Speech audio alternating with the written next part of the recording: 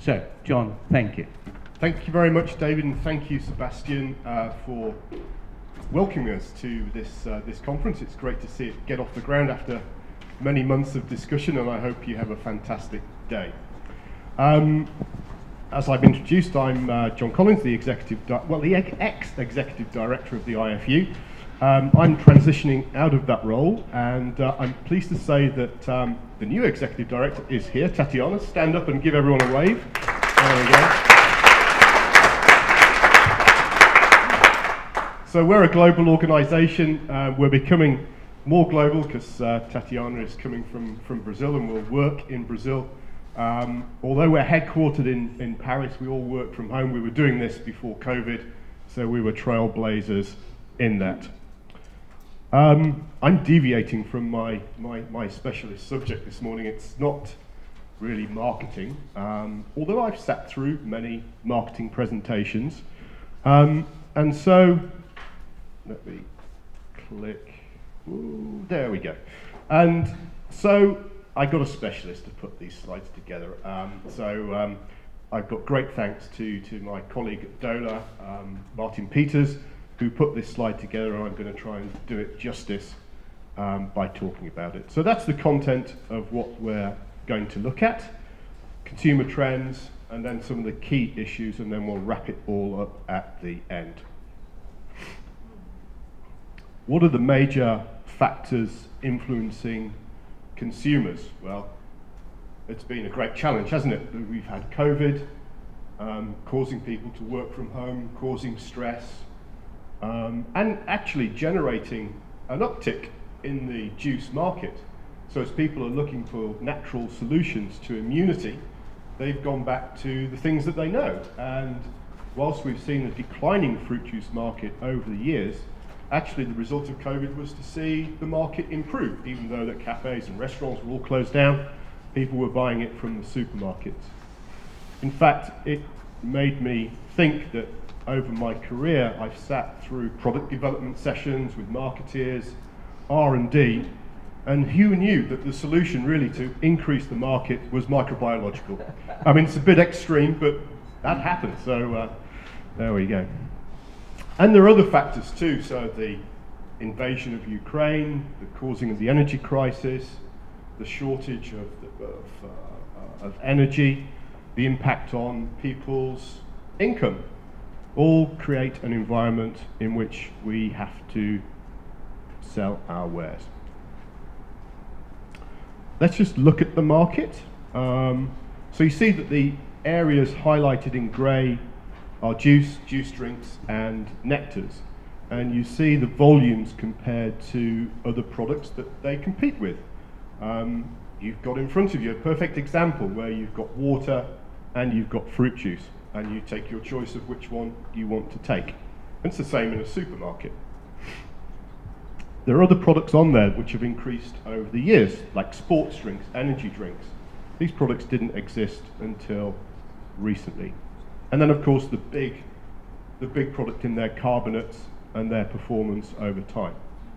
And what I'm going to show is that when it comes to juices and juice-based beverages, that all of these categories are starting to merge together. So carbonates are using juices, they're even used in beers.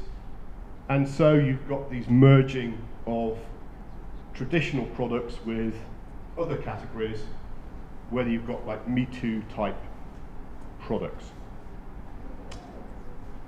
We also have a global juice market report. So this report is commissioned by Euromonitor. We did our first report last year.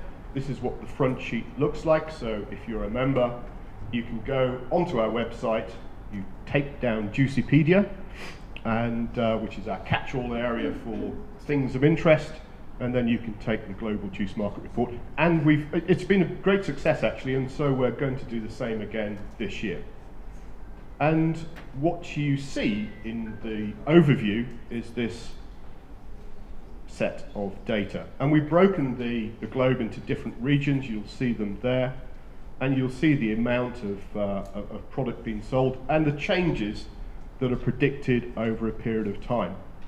And of course, it's not a great change that you see the established markets like North America being static or in slight decline, the same in Europe. But then in other parts of the world, we're seeing rapid growth where per capita consumption is not as established as in the developed markets. And so the picture overall, globally, is quite good in terms of juice consumption, juice usage, showing an increase. But it's different by different markets. And of course, this is just one sheet from the global market report, and if you take a look at it, then it's broken down into those sectors, and you can see the different product categories in there. But we're here to talk about product development, and if we look at the global aspect of food, if we take non-alcoholic beverages, alcoholic beverages, and food in general, then the big trend is plant-based foods. So that's showing a significant presence in all of those categories, and we'll come on to that later. What are the trends? What are the tastes that are becoming more popular over time? Well, it's coconut water. I mean, coconut water has seen good growth. It has particular properties. It's useful when mixing with certainly juices of a higher sugar content, where you can lower the bricks of a juice. It's a good way of reducing sugar intake from a product whilst not being contravening the authenticity of a particular product or juice. Aronia, so there's lots of polyphenols, health benefits, that's showing growth in there. We've got green tea, so that's more in Asian countries, but those flavors transfer from one continent to another. And then on the health benefit, you'll see ginger also coming up quite well in the list. So now we're going to dive into the segments of so-called mega trends. So we're going to look at sustainability, health and nutrition, indulgence, so pleasing a particular need, and then exploring and experimenting. So as we've come down of lockdown and traveling starting again, people are moving and taking holidays in exotic locations and taking back with them the taste and experience from their trips. So let's start with sustainability. David, by the way, is the chairman of our Sustainability Commission, so I'm talking to a bit of an expert here, and I've no doubt he'll pick up on some of the things that I'm going to be talking about. But you'll have seen this, I would hope, as you're shopping for your products, not just necessarily in the category that I'm talking about, of how conscious people are becoming about sustainability, recycling, where the product comes from, the distance that it travels, the amount of energy it takes to manufacture something. And so these are communicated on packs. And you see some examples from our category here. Carbon footprint labeling, for example. I mean, that's been around for quite some time now. It might be regenerated and taken up.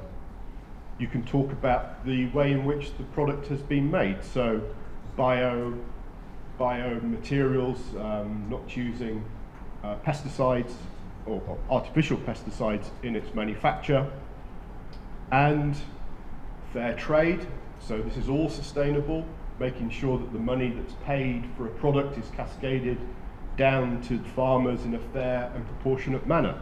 This is all sustainable. So the way in which products are manufactured, not just bio or organic, to make sure that they're undertaken with good practices. And these are put on the label and you make your choice. So it's up to the individual of how they want to make a difference in the world. I was thinking about this and thinking about the consumer choice on sustainability, and in fact from a regulatory point of view, then that's been looked at now of looking at a set of standards of how sustainability should be labelled. And if you compare it to energy intake, where you have a maximum recommended daily energy intake, And in order to control your diet, you can look at a label and see how much energy you're going to obtain from a particular product. Actually, it doesn't take place from a sustainability point of view. What is sustainable to you? What influences can you make by choosing products? What is your personal footprint? And therefore, how do you choose the product? And these guidelines don't exist, and that's probably an opportunity. As part of that sustainability, we talk about products, raw materials traveling long distances. My colleague is from Brazil. Brazil produces an awful lot of orange juice, travels to Europe. There's not a great deal. Spain produces, but not in the quantities that are demanded. I'm from the UK. You don't get much orange juice in the UK, I can tell you. Okay. But you do get other fruits. I mean, you get red fruits, for example, and there are local fruits. And therefore, the distance between where a fruit is picked, extracted, and bottled can be reduced. The cost is probably going to be more, and therefore the consumer now has a choice. Do they want to pay more for something that's perhaps more sustainable than something else? And what difference does it make? I come back to this measurement of how you make a difference. We talked earlier about the rise in plant-based foods, and this is the case within the beverage category. So we've seen pure soya milk extraction, the Oatly brand that's done very well. And actually these mix very well with fruit juices to provide products with a different flavour and a different delivery in terms of its sustainability. And they're pretty good. So this is a new category. I talked a little bit about health and nutrition, but let's go on to it. So the impact of the pandemic, people not meeting. I mean, this is great now to be coming back into a room, to be talking to each other. I can talk to you. Nobody's shouting at me, you're on mute, although you might want me to be on mute.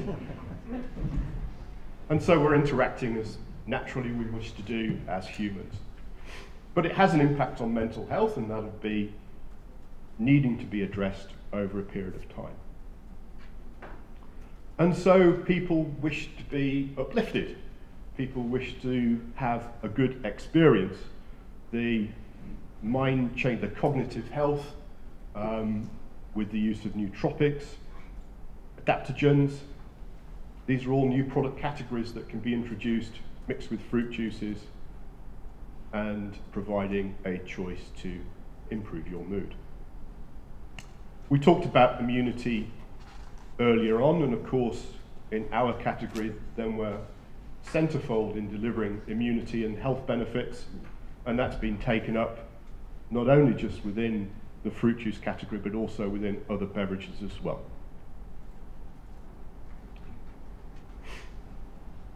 And so we see here quite a wide range of products. Water, for example, water taking, moving away from its pure water, moving away slightly from being a flavoured water to including other components which have functionality into product. This morning I took a fruit juice with added vitamins, so that was a functionality. We've got prebiotics, so that's for gut health, mixed with carbonates as well. There are hemp products to lift your mood. And there are reduced sugar. So we talked a little bit with Manfred here this morning about the introduction of naturally, or maybe not so natural, of reduced sugar fruit juices, and this will be a new category coming along into the sector over a period of time. And we see here these value-enriched added products. So you've got their protein added materials, Host C, which has been around for a long time and a very good brand. So that's fortified with vitamins. And you see there this brain boost. Gosh, I could do with a few of those. This also then changes the packaging characteristics, so you could get them super concentrated, and you see here this Host C now introducing these small shots, and I've seen them at vending areas, cafes, at railway stations. So if you're traveling, commuting, and you want to take a boost, then you just take one of these super shots and you've got consumption on the go and getting health benefits as well. So indulgence, so this is taking something to enjoy, so not necessarily looking at the sustainable benefits, not necessarily looking at the health benefits, but making you feel good about yourself. And of course, there has been this switch over time of people take dry January, for example. Who's taken dry January? And what products do you take as an alternative to alcohol during that period of time? Well, juice and juice-based beverages would be a suitable alternative.